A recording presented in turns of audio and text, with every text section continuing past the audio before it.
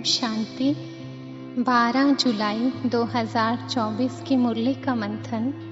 बाबा ने कहा, मीठे बच्चे, तुम्हें साहिबजादे सो शहजादे बनना है। इसलिए याद की यात्रा से अपने विकर्मों को भस्म करो। बाप बैठ समझाते हैं, तुम सूर्यवंशी अर्थात विश्व के मालिक कैसे बन सकते हो। मुझ अपने बाप को याद करो। तुम सब आत्माएं भाई भाई हो। ऊंचे ते ऊंच भगवान एक ही है। उस सच्चे साहिब के बच्चे साहिबजादे हैं। अब उनकी श्रीमत पर चलने से हम साहिबजादे सो शहजादे बनते हैं। जब तुम अपनी नज़र बाप की नज़र से मिलाते हो तो नज़र मिलने से तुम्हारे सब दुख दूर हो जाते हैं, क्योंकि अपने को आत्मा समझकर बाप को याद करने से सब पाप कट जाते हैं। यही है तुम्हारी याद की यात्रा। तुम देह के सब धर्म छोड़ बाप को याद करते हो, जिससे आत्मा सतो प्रधान बन जाते हैं। तुम सुखधाम के मालिक बन जाते हो।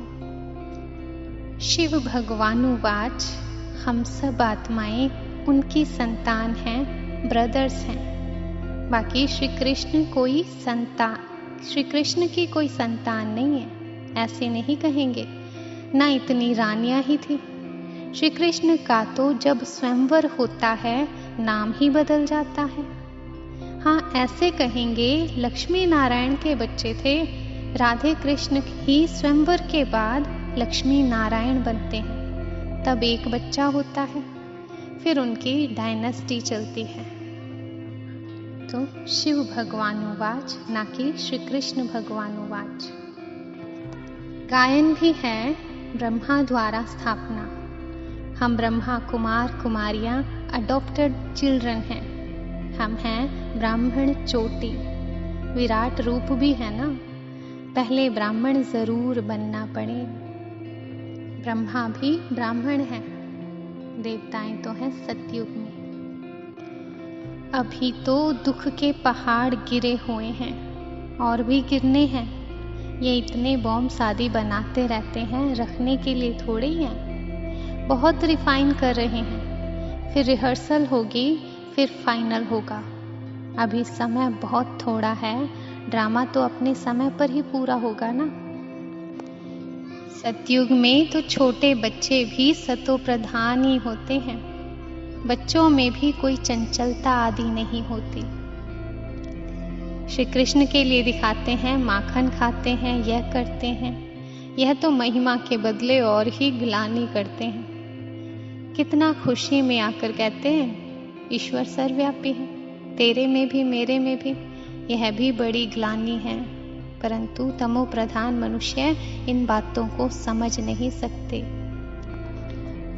शिवरात्रि भी कहते हैं, फिर है श्री कृष्ण की रात्रि। अब शिवरात्रि और श्री कृष्ण की रात्रि को भी समझना चाहिए। शिव तो आते ही हैं बेहद की रात में। श्री कृष्ण का जन्म अमृत वेले होता है, ना कि रात को। शिव की रात्रि मनाते हैं, परंतु उनकी कोई तिथि तारीख नहीं है। श्री कृष्ण का जन्म होता है अमृत वेले। अमृत वेले सबसे शुभ मुहूर्त माना जाता है। वो लोग श्री कृष्ण का जन्म 12 बजे मनाते हैं, परंतु वह प्रभात तो हुई नहीं।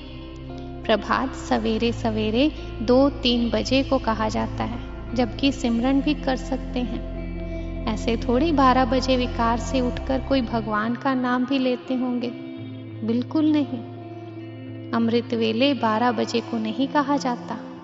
उस समय तो मनुष्य पतित गंदे होते हैं, वायुमंडल ही सारा खराब होता है। 2:30 बजे थोड़ी कोई उठता है। 3-4 बजे का समय अमृत वेला है। उस समय ही श्री कृष्ण का जन्म, श्री कृष्ण की वेला, उस समय को क्या कहा जाता है। और शिव की वेला कुछ भी नहीं निकाल सकते। कैसे वंडरफुल रीति आते हैं। यह पिता भी है तो माँ भी है। क्योंकि गौमुख चाहिए जिससे अमृत निकले। तो यह माता पिता हैं। फिर माताओं को संभालने के लिए सरस्वती को हेड रखा है। उनको कहा जाता है जगदम्बा, काली माता कहते हैं। ऐसे काले शरीर कोई होते हैं क्या? श्री कृष्ण को भी काला कर दिया है क्योंकि कामचिता पर चढ़ काले बन गए हैं। श्री कृष्ण ही सावरा फिर गोरा बनता है। इन सब बातों को समझने में भी टाइम चाहिए। कोटों में कोई में भी कोई की बुद्धि में बैठा होगा, क्योंकि सभी में 5 विकार प्रवेश है। वरदान: नॉलेजफुल बन, सर्व व्यर्थ के प्रश्नों को यज्ञ में स्वाह करने वाले निर्विघ्न भव। जब कोई विघ्न आते हैं तो क्या क्योंकि अनेक प्रश्नों में चले जाते हो। प्रश्नचित्त बनना अर्थात परेशान होना। नॉलेजफुल बन, यज्ञ में सर्व प्रश्न व्यर्थ प्रश्नों को स्वाह कर दो तो आपका भी टाइम बचेगा और दूसरे का भी टाइम बचेगा। इससे सहज ही निर्विघ्न बन जाएंगे। निश्चय और विजय जन्म सिद्ध अधिकार है। इस शान में रहो तो कभी भी परेशान नहीं होंगे। स्लोगन: सदा उत्साह में रहना और दूसरों को उत्साह दिलाना, यही आपका ऑक्यूपेशन है। ओम शांति।